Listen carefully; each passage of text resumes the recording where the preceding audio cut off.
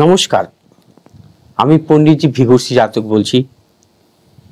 দেবী পক্ষের এই পবিত্র সময়ে আজ দেবী দুর্গার নাম ও তার 10 হাতের শাস্ত্রীয় ব্যাখ্যা আজ আপনাদের সামনে উপস্থাপন করব। দুর্গা শব্দের অর্থ যিনি দুর্গতি বা সংকট থেকে রক্ষা করেন, অর্থাৎ সংকট বা দুর্গতি থেকে তিনি রক্ষা করবেন এবং করেন বলেই তিনি দুর্গা। অর্থাৎ দ অক্ষরটি দৈত্য বিনাশ করে, উকার বিঘ্ন নাশ করে, রেফ রোগ নাশ করে, গ অক্ষরটি পাপ নাশ করে এবং আকার শত্রু নাশ করে।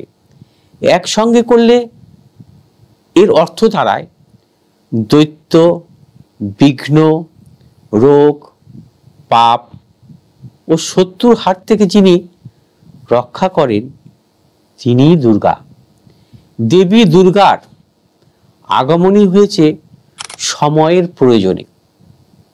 যখন দেবালয়ে আসরিক প্রবৃত্তি বেড়ে গিয়েছিল, মহিষাসুর দেবতাদের শান্তি বিনষ্ট করে দিয়েছিল, সেই সময় দেবী দুর্গার আগমন ঘটে। শব্দ কল্পদ্রুম অনুসারে দুর্গং নাশয়তি যা নিত্যং সা দুর্গা বা ও কীর্তিতা, অর্থাৎ যিনি দুর্গ নামে অসুরকে বধ করেছিলেন তিনি দুর্গা নামে পরিচিতা। কেন দেবীর 10 হাত, কেন এত অস্ত্র, তা নিয়ে শাস্ত্রে ব্যাখ্যা আছে।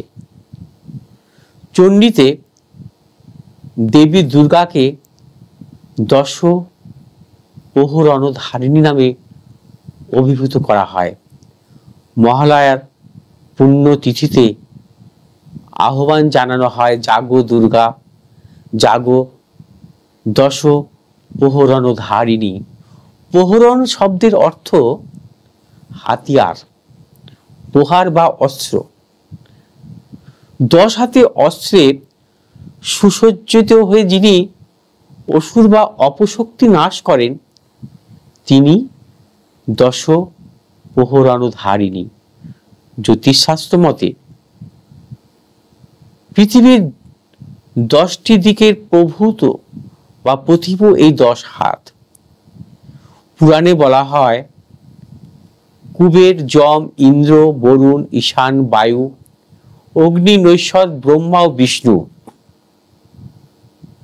এই 10 দিক থেকে মহিষাসুরকে বধ করার উদ্দেশ্যে দেবী দুর্গার 10টি হাত সৃষ্টি।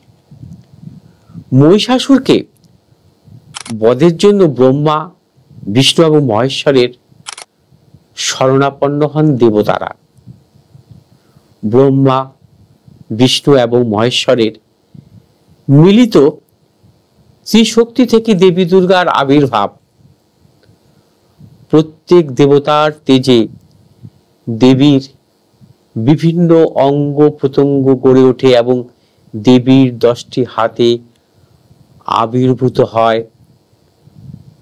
তন্ত্রশাস্ত্র অনুসারে 10 মহাবিদ্যার 10টি রূপের আধার দেবী দুর্গার 10টি হাত। দেবতারা শুধু যে দেবীকে অস্ত্র দেন তা নয়, এবং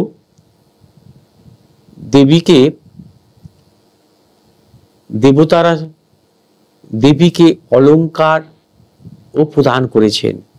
তারা বাহনের পৌরাণিক ব্যাখ্যাও আছে।